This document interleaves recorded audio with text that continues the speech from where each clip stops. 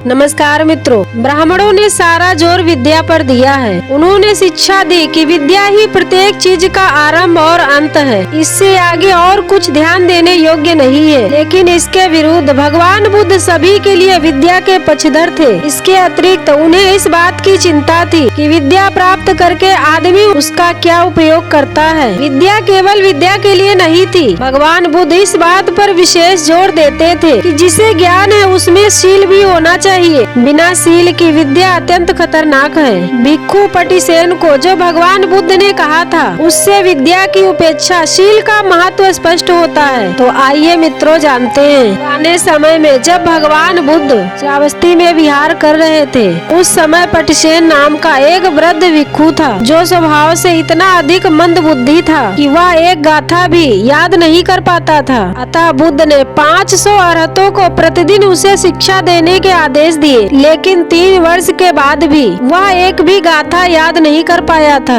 तब उस जनपद के चारों प्रकार के लोग, भिक्षु भिक्षुनियाँ, उपासक उपासिकाएं, उसकी अज्ञानता की हंसी उड़ाने लगे। तब भगवान बुद्ध को उस पर दया आई। उन्होंने उसे अपने पास बुलाया और धीरे से ये गाथा दोहराई, जो वाणी से संयत है और विचारों से संयत है, जो अपनी काया से किसी को कष्ट नहीं पहुँचाता है। जो आदमी इस प्रकार आचरण करता है वही निर्वाण प्राप्त करेगा। तब भगवान बुद्ध की करुणा से प्रभावित होने पर पटिसेन ने अपने हृदय को मुक्त अनुभव किया और उसने उस गाथा को एक बार दोहराया। तब भगवान बुद्ध ने उससे आगे कहा, हे वृद्ध, अब तुम केवल एक गाथा दोहरा सकते हो और लोग इसे जानते हैं, इसीलिए अभी भी लोग तुम्हारा मजाक उड़ाएंगे। इसलिए मैं अब तुम्हें इस गाथा का अर्थ भी समझाता हूँ, तुम इसे भी ध्यान पूर्वक सुनो। तब भगवान बुद्ध ने शरीर के 3 अकुशल कर्म, वाणी के 4 अकुशल कर्म और मन के 3 अकुशल कर्म, 10 अकुशल कर्म समझाए और मन के 3 अकुशल कर्म, इस प्रकार से 10 अकुशल कर्म समझाए। इन 10 अकुशल कर्मों का नाश कर आदमी निर्वाण प्राप्त कर सकता है। इस प्रकार समझाए जाने पर भिक्षु पटिसेन को सत्य का बोध हुआ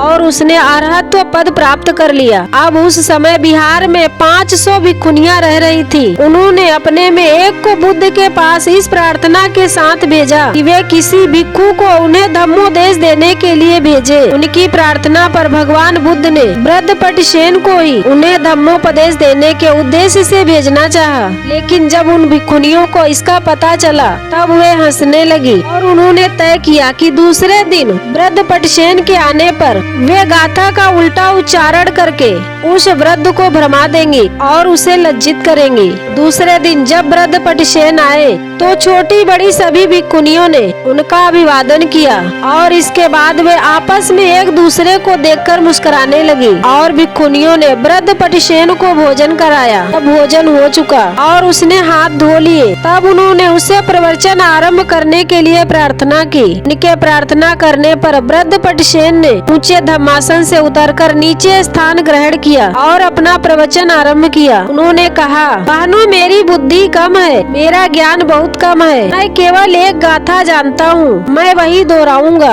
और उसका अर्थ समझाऊंगा। तुम ध्यान से सुनकर उसके अर्थ को धारण करो। लेकिन भिक्षुनियों ने पटिसेन का मजाक उड़ाने के लिए उल्टे क्रम से उस गाथा को कहने का प्रयास किया, लेकिन ये क्या, उनका मुंह ही नहीं खुल सका और वे लज्जा से भर गयी। उन्होंने अनुताप से अपने सिर नीचे झुका लिए। तब भगवान बुद्ध से प्राप्त शिक्षण के अनुसार वृद्ध पटिसेन ने उस गाथा को दोहराकर उसकी व्याख्या करनी शुरू की। उस प्रवचन के शब्द सुनकर सब भिक्षुनियों को आश्चर्य हुआ। उस उपदेश को सुनकर वे बहुत प्रसन्न हुई। उन्होंने उसे हृदय से ग्रहण किया और वे अरहत हो गयी। इसके अगले दिन राजा प्रसेनजीत ने बुद्ध और भिक्षु संघ को अपने यहाँ भोजन के लिए आमंत्रित किया। भगवान बुद्ध ने पटिसेन की विशेष उन्नत स्थिति पहचान उसे अपना भिक्षा पात्र लेकर पीछे पीछे चलने के लिए कहा था। लेकिन जब वे राजमहल के द्वार पर पहुँचे तो पूर्व परिचित द्वारपाल ने वृद्ध पटिसेन को अंदर नहीं जाने दिया और बोला, जो भिक्षु केवल एक गाथा जानता है, हमें उसका आतिथ्य नहीं करना है। तुम्हारे जैसे सामान्य जनों के लिए यहाँ स्थान नहीं है। अपने से श्रेष्ठतर लोगों को रास्ता दो और स्वयं चल दो। तब वृद्ध पटिसेन द्वार के बाहर ही बैठ गए और भगवान बुद्ध अंदर आसन पर विराजमान हुए।